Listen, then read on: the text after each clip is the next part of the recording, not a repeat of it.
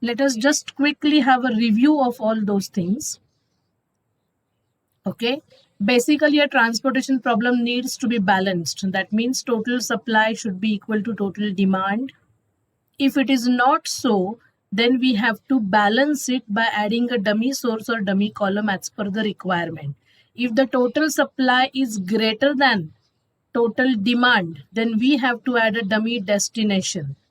If total demand is greater than total supply, we have to add a dummy source. Okay.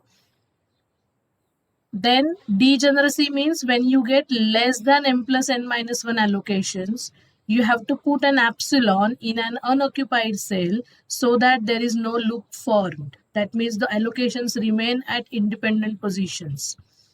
And this is required for optimization technique to proceed further. Otherwise, you cannot proceed further with the optimization using Modi method. Okay. That's why resolving degeneracy is very important. This degeneracy can occur at any stage.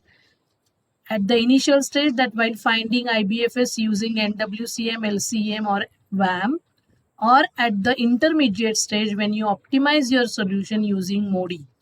Okay. At a time, more than one cells become unoccupied, then degeneracy occurs. Only one cell becomes occupied and more than one cells become unoccupied, then degeneracy occurs. In the same way, you have to resolve it by putting an epsilon. Okay. Then maximization, what you have to do in maximization, anyone can tell me? How do you convert the problem into minimization?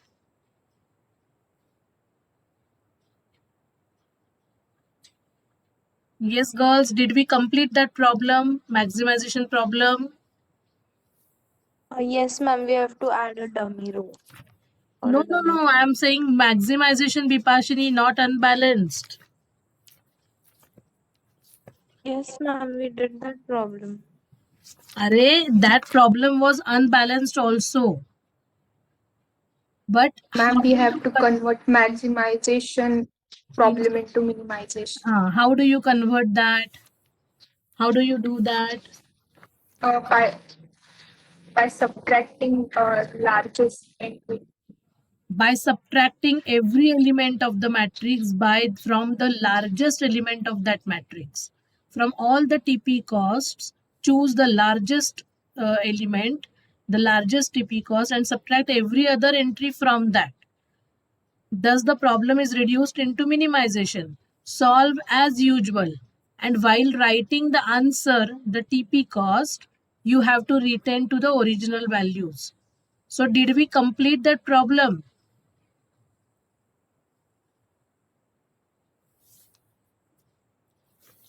What I'm asking you, yes, girls. हाँ, हमने वो original उसका answer निकाला क्या? TP cost निकाला क्या? Yes, ma'am. Okay. Okay. उसका answer 31,600 था, right? Yes, ma'am. Okay, okay. So now we can start with assignment problems. I had given Hungarian method algorithm to write. Have you written it, girls? Did you go through it once?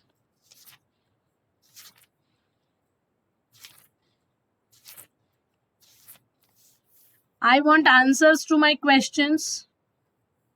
My voice is breaking. Ma'am, your voice is breaking.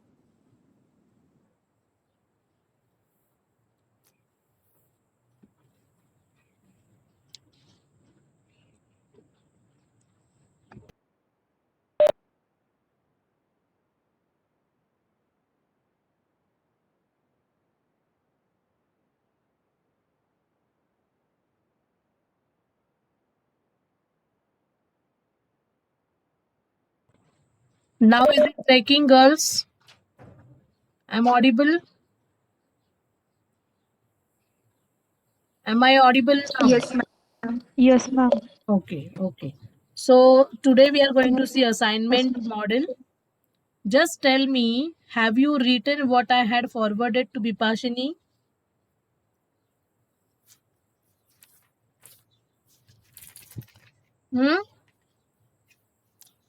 No answer now. If you have not written, I can't help, girls. I Yes, had ma'am. told you. बिपाशिनी ने लिखा होगा पक्का, मुझे पता है. बाकी लोगों ने लिखा है क्या? Have you at least read it once?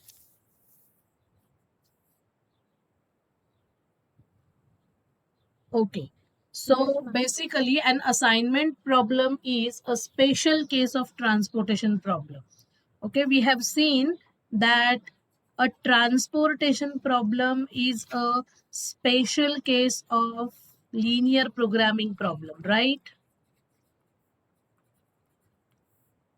And an assignment problem is a special case of transportation problem. Okay, how it is a special case? Now in transportation problem, you have different number of sources and destinations. Do you say that or do you observe that in case of transportation problem, number of sources is equal to number of destinations?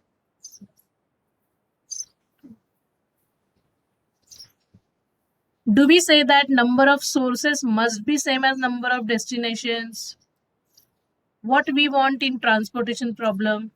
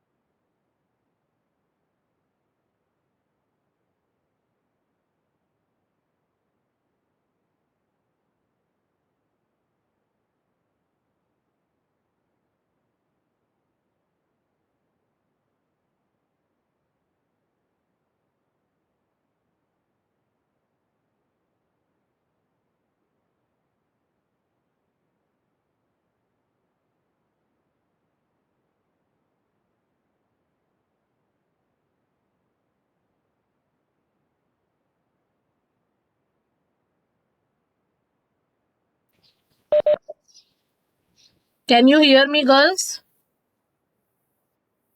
Do you hear me? Yes, ma'am. Yes. Number of allocations, no. Bhagyesh, whoever has answered this. The very first condition in transportation problem is the total supply must be equal to total demand. It should be balanced always. But does it mean that we will have number of sources equal to number of destinations? Do you understand my question, girls? No. No. It is not compulsory that you will have number of sources equal to number of destinations. Many times you have a 3x4 matrix, right? Number of sources is not necessarily equal to number of destinations. The only condition in TP was total supply is equal to total demand. But now in, as I'm saying, assignment problem is a special case. Now in what sense it is a special case of transportation problem? That the demand at each destination is of 1 unit. Okay, now suppose you have 3 destinations.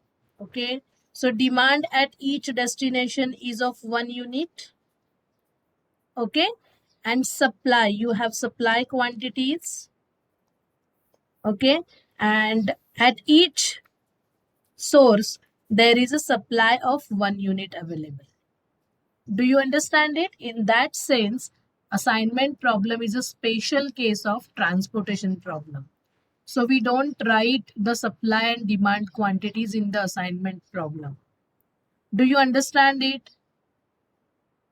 Do you understand it? Say yes or no. I don't understand, girls, whether you are attentive or not. Yes, ma'am. Yes, ma'am. Huh. So here what happens if I have 4 sources? See, 4 sources. Then supply available from each source is of 1 unit. And I am having here only 3 destinations. So what will happen? 1 unit will remain unused. Isn't it? right? So we should have assignment problem also as a balanced assignment problem. Okay, we need to balance it and then only we can solve it. Otherwise, we cannot solve it. So for solving purpose, for getting the solution, we need to balance it. We need to introduce a dummy destination here. First of all, tell me, have you understood what I am saying, that supply and demand quantities are one unit only? Have you understood that? Yes. So Yes, we ma'am. are not Yes, going to ma'am. write supply and demand in the assignment problem. What we are going to write are the numbers only. So we will be having a table without supply and demand quantities. Assignment problem should be always balanced like a transportation problem for solving purpose. The original assignment problem need not be balanced. Okay. Now, why the name is assignment is given? Okay. Let us have a situation. There are 4 subjects. Okay. You have maths, you have electronics, you have statistics, and you have computer science. And there are 4 teachers available. Okay. And it is assumed that all these 4 teachers can teach all these 4 subjects. Okay.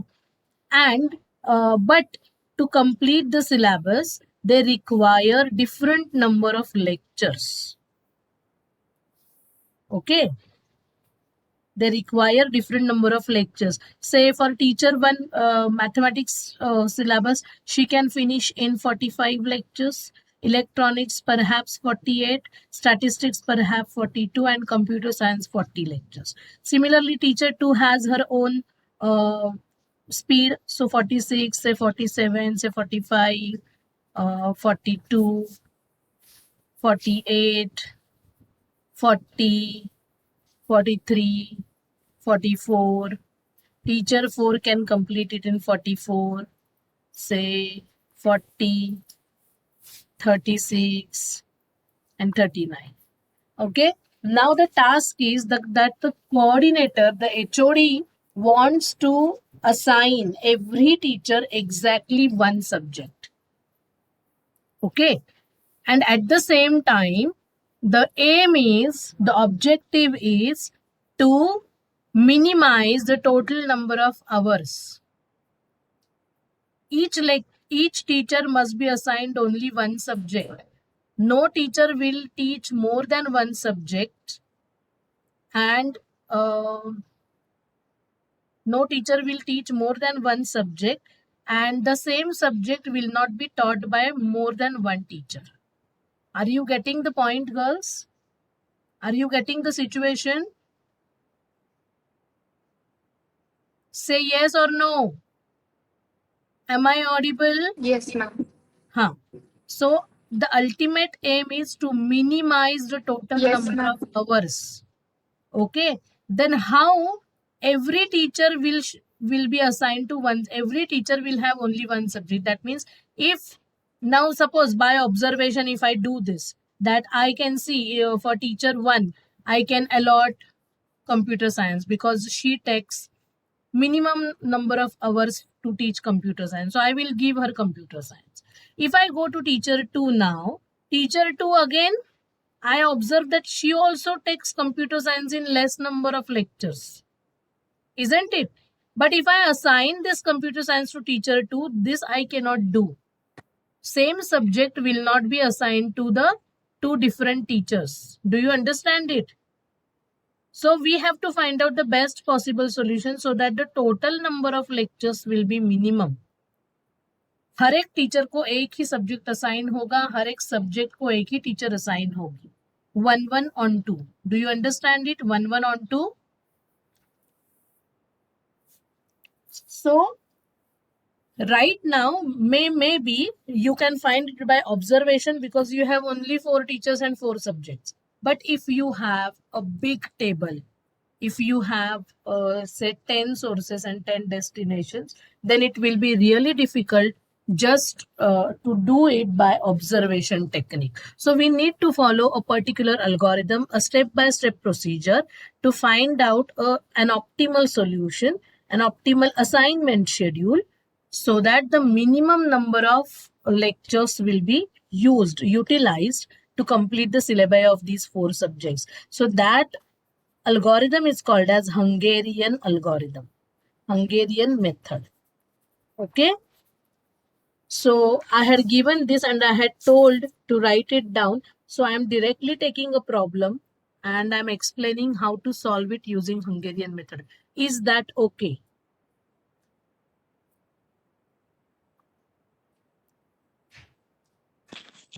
Yes, ma'am. I hope you understand Yes, when ma'am. I ask you a question. Because answer comes so late and very typical people answer my question. बाकी के लोग ये क्या कर रही है या क्या बोले जा रही है, ऐसे आपके ये क्यों होते हैं? क्लास में तो एक्सप्रेशंस होते हैं, आजकल तो एक्सप्रेशंस भी नहीं दिखाई दे रहे. Okay, jokes apart. So let us see now Hungarian method. Have you understood the basic or fundamental of assignment problem, that what exactly we are going to do? This is teacher subject. You can think about a person and a job, right? Person and a job. Which person should be assigned to which job so as to achieve the minimum schedule? कि ये ऐसा भी हो सकता है interpretation that how much people are charging to perform a particular task. Then so this is basically used in business, right? Okay, so let us have a problem.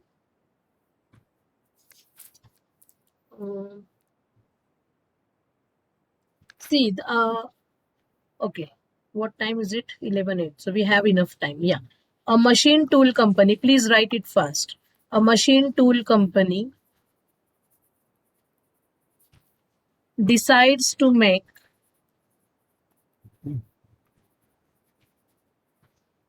4 sub-assemblies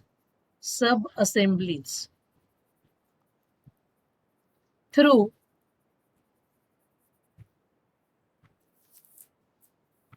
4 contractors.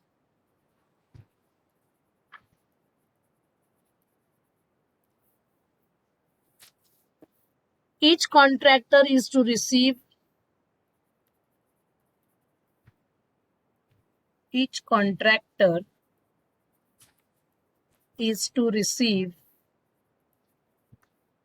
only one sub-assembly.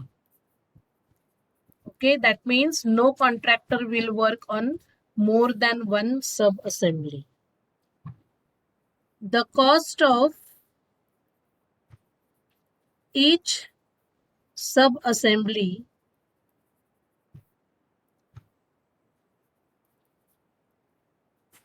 is determined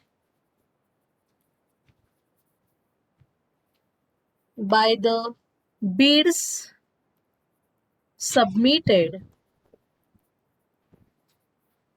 by each contractor.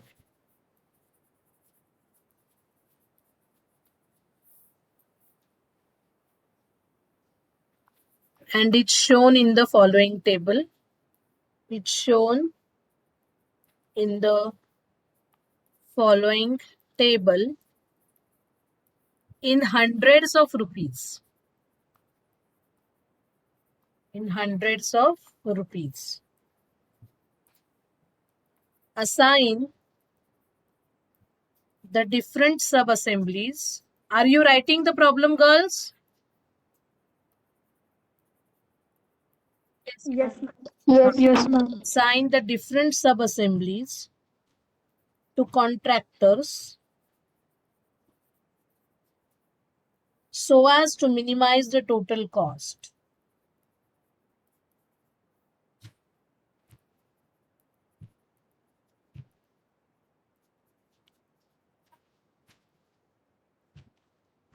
See, you can look this as an LPP also. In LPP, it will be, every constraint will be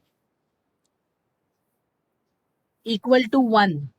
Okay, because the supply and the demand quantities are equal to 1 in each row and column.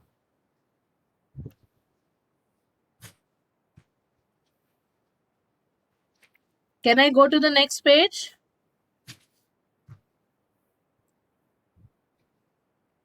Yes, ma'am.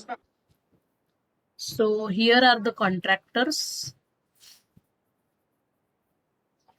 And here you have sub-assemblies.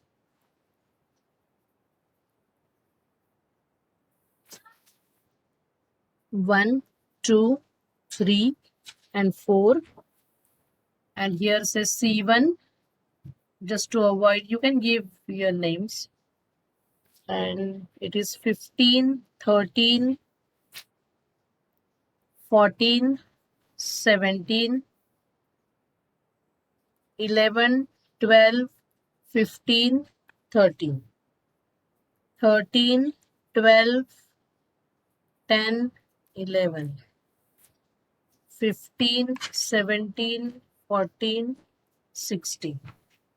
See, just imagine that you want to do some painting work in your house. Okay. And what you will do in that case, you will think about different companies' paints or different painters you will ask them to give the estimate, right? Yes, girls? And whoever gives the minimum Yes, ma'am. reasonable cost, we prefer that person, no? We want quality also and we want the reasonable rates also. So we go for the best possible thing, that is optimal solution, okay? But here there are different, suppose a company has its 4 showrooms and all the 4 showrooms are to be painted, and then 4 contractors give different estimates for each showroom. Then the company wants to find the best possible solution. So this is somewhat we are doing it, okay? When it is only one sub assembly and different contractors, we can easily find the answer. But when we have different sub assemblies and different contractors, I mean, every time we are not going to use these terminologies. We have only, you can say, jobs and the persons, okay? Performers and tasks. Okay. So how to go about it? See, this matrix, this table will be always consisting of positive numbers. Are you convinced for this, that this will be a table of positive entries or non-negative entries? Yes or no? Positive, ma'am. Yes. Yes, positive entries or non-negative entries. At the most or minimum will be 0. Minimum will be 0, right? Okay.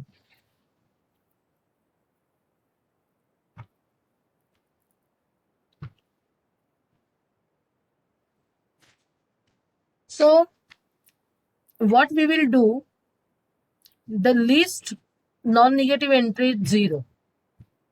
We will try to bring more zeros in this table.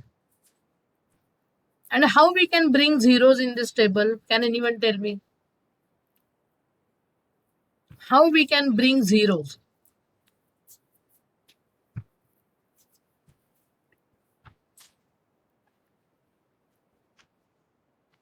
We have to subtract something, right? So that we cannot multiply this by 0. That is illogical. If I want to bring You can zeros, subtract the value which comes maximum. maximum. But maximum value, if I subtract, then that will bring something negative here. No, ma'am.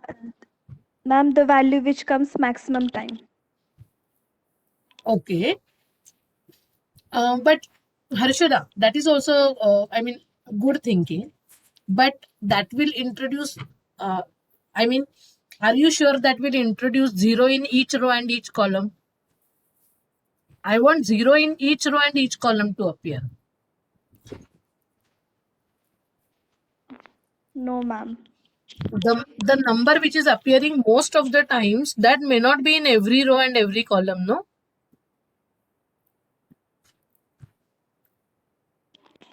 Suppose Yes, here which ma'am. number is appearing frequently? 13, right? 13 is appearing 3 times.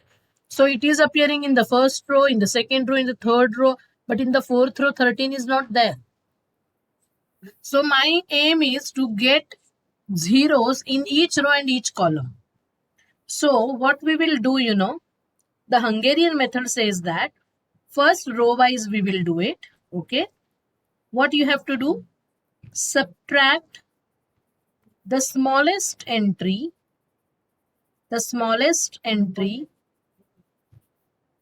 of each row from every entry of that row. Okay. Subtract the smallest entry of each row from every entry of that row. That means I will do it row wise. In the first row, which is the smallest entry? Which is the smallest entry in the first row? 13. 13. 13. So if I subtract 13 from every entry of that row, I will get 2, 0, 1, 4. Right? Are you getting it? Second row also I have another smallest entry. What Yes, is the ma'am. another smallest entry in the second row? It is 11. 11. So 11 I will subtract from every element. So 11 minus 11, 0. 12 minus 11, 1. 15 minus 11, 4. 13 minus 11, 2.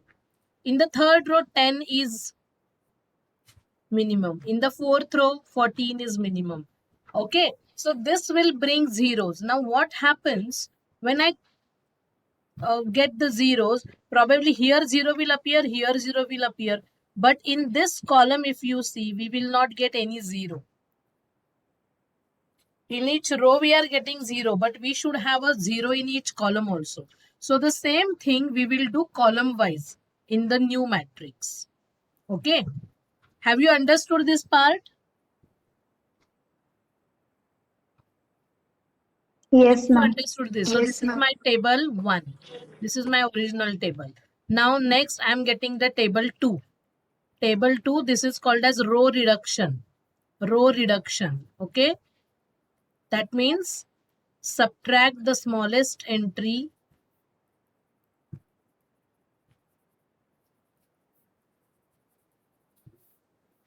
of each row from each entry of that row. So now can you tell me the table, second table? Can you tell me the table? Here are the contractors, here are the sub-assemblies. Yes. Can you tell me the table? First row. First row will be 2, 0, 2, 0, 1, 4. 4. Second row, 11 is the smallest entry. So it will give you 0, 1, 4, 2. Third row, 10 is the smallest entry. So 13 minus 10, 3. 12 minus 10, 2. 10 minus 10, 0. 11 minus 10, 1. And fourth row, 14 is the smallest entry. So this is 1, 3, 0, 2. So you are getting a 0 in the first row, in the second row, in the third row, in the fourth row as well. You are getting 0 in the first column, 0 in the second column, 0 in 0, 2 zeros in the third column. But do you get any 0 in the fourth column? No, ma'am. No. That's why. So this will be insufficient. These number of zeros are insufficient for us. Okay, we will assign those zeros. We will assign zeros in every row and every column exactly once. Okay. So if I assign this 0 in case, I may not be able to assign this 0. Okay, and that's why I need to get more zeros. So the same thing I will do column wise for this new matrix. Have you written this table too?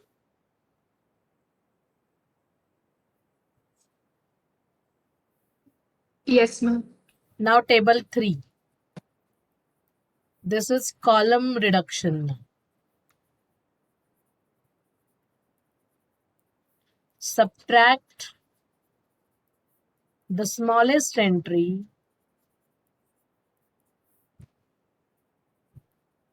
of each column from every entry of that column.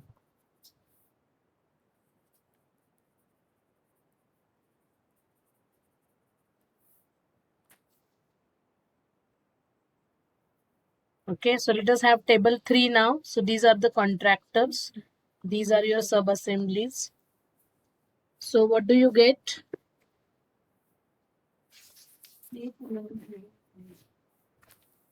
So every column has a 0. What is the least cost in the first column, girls? In the first column, what is the least cost? 0. 0. So आप 0 subtract Zero. करने वाले हो, तो 0 subtract करने से कुछ changes होंगे क्या इस कॉलम में? No, 2 ma'am. minus No. 0, 2, 0 minus 0, 0, 3 minus 0, 3, 1 minus 0, 1. Right? So first column will remain as it is. 2, 0, 3, 1. Now second column, again there is a 0 in the second column. So second column will remain as it is. 0, 1, 2, 3. Third column, there are 2 zeros, so that will also remain as it is. In the fourth column, what is the smallest entry? In the fourth column,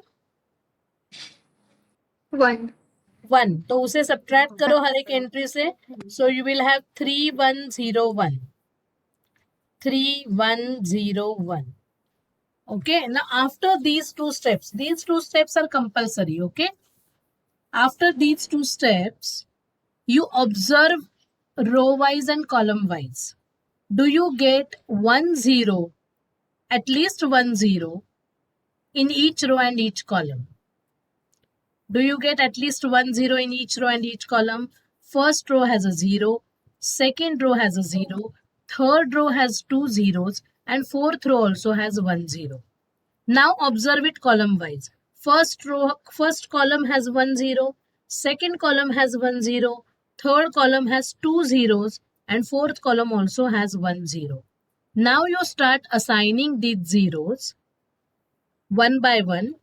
Go to that row or column where there is exactly 1 0. So can I go to the first row? Can I go to the first row? Please answer Yes, my ma'am. questions. So I am assigning this 0. Yes, so ma'am. put a square around this 0.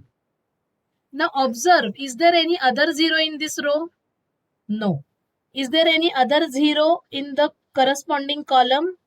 Column में कोई 0 है क्या यहाँ पे? No. No. Now can I go to the second row? Second row there is exactly 1 0, so I will assign that. Now in the second row and first column there is no 0, so no problem. Now third row if I go, then I have choices. Either I will choose this or I will choose this. So I will not assign any 0 right now, because there is a confusion in my mind, or there is a choice for me. So I will go to those row first of all where there is no choice. So fourth row has only 1 0, isn't it? Fourth row has only 1 0. So is there any choice in the fourth row? No. So I will assign this 0. So what happens? That means the contractor number 3 is been assigned to which assembly? To which assembly? Contractor, sorry. 4. Contractor number 3 is assigned to fourth sub-assembly, or fourth sub-assembly is assigned to contractor number 3. So can I give the third assembly to contractor number 3 again? Each contractor is supposed to get only one No. sub-assembly. That means I No. will cross this 0. Do you understand it? Do you understand this? Yes, ma'am. And now Yes, for ma'am. the third sub assembly there is only 1 0 and I will assign this 0.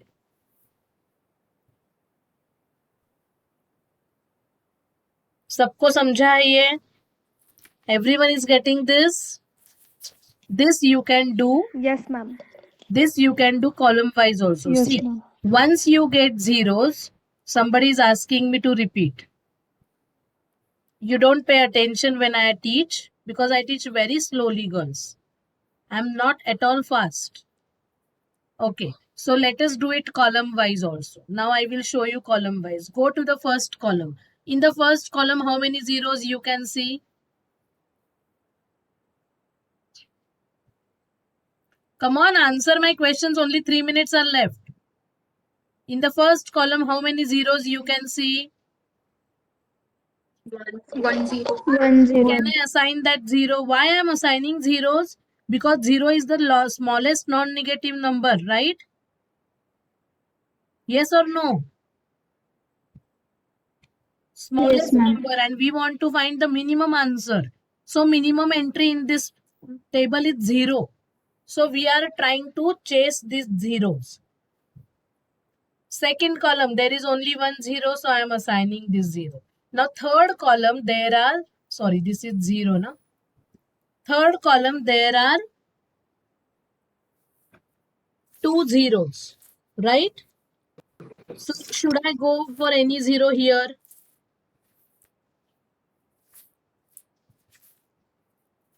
No. I will wait. Okay? Because I have a choice. Either I have to choose this or I have to choose this. So I will wait. I will not consider third column. I will go to the fourth column. Wherever I find only exactly 1 0, I will assign that. So in the fourth column, that means for contractor 4, there is no confusion. Contractor 4, I am going to assign sub-assembly 3. But if I am assigning sub-assembly 3 to contractor 4, can I assign it to contractor number 3 again? Can I assign sub-assembly No, 3 ma'am. to contractor 3? No, ma'am. No, so I am putting a cross over here. And now the fourth sub-assembly I have to give to contractor number 3. And therefore my assignments are 1 goes to C2, 2 goes to C1, 3 goes to C4, and 4 goes to C3. And the total assignment cost is equal to, you have to go to the original problem. The answer is this: 13, 11, 14, and 11. Okay, these are your answers. So what is the total?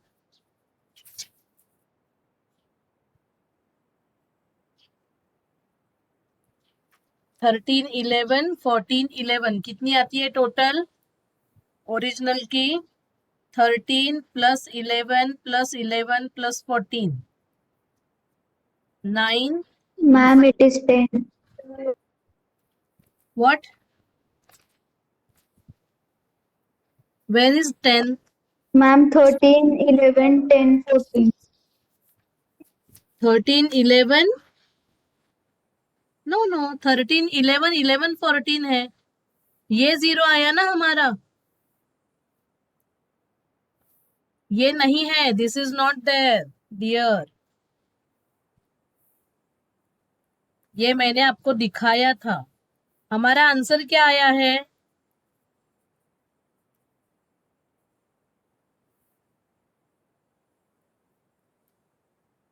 हमारा 11 answer and देखो, 14. 1 C2, 2 C1, 3 C4 and 4 C3. So 3 C1 में क्या entry है? 11 है ना यहाँ पे. 3 C4 में. Yes, ma'am, yes. हाँ, 10 नहीं आ रहा है. ओके, सो ये हंड्रेड्स में था ना कॉस्ट. सो 4900 रुपीज ये इतना Yes, हमारा ma'am. असाइनमेंट आ गया. ये समझा है क्या? This is basic. In this problem you are getting it very easily, but in every problem you will not get easy assignments. So you need to modify or you need to extend your algorithm to achieve some more zeros. Every time number of zeros won't be sufficient.